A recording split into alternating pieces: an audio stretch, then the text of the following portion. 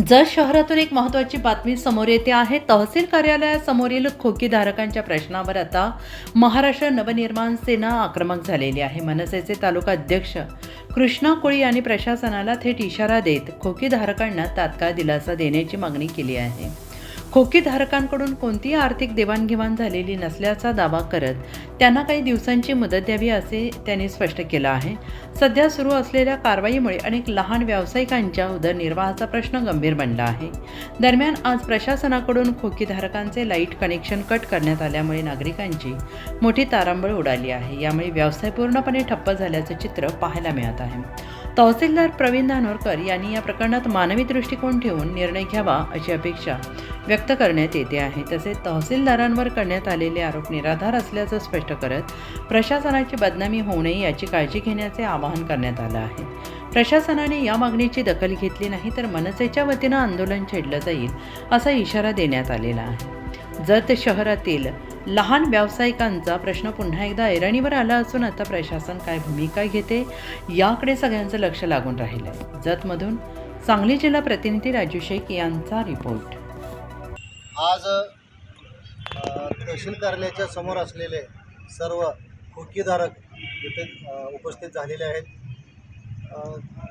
2 दिवसाच्या पाठीमागे सुनील भैया पवार यांनी बोलण्याच्या ओघात की तहसीलदार साहेबांना आम्ही सर्व खोकीधारक भाडं म्हणून त्यांना मोबदला देतोय किंवा त्यांनी आमच्याकडून पैसे घेतात हे बोलण्याच्या ओघात त्यांनी बोलून गेलेत. मात्र असं कोणत्याही प्रकारचं आज अखेर घडलेलं नाही आणि इथून पुढे घडणारही नाही आणि आम्ही एकही रुपया तहसीलदार साहेबांना दिलेला नाही.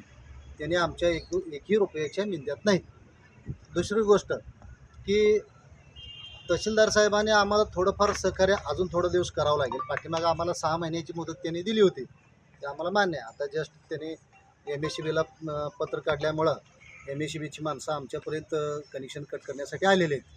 मात्र आम्हाला थोडंसं अजून थोडीशी मदत पाहिजे. का माननीय गोपीचंद पडळकर साहेबांच्या माध्यमातून जिल्हा परिषदला प्रस्ताव हा प्रलंबित आहे.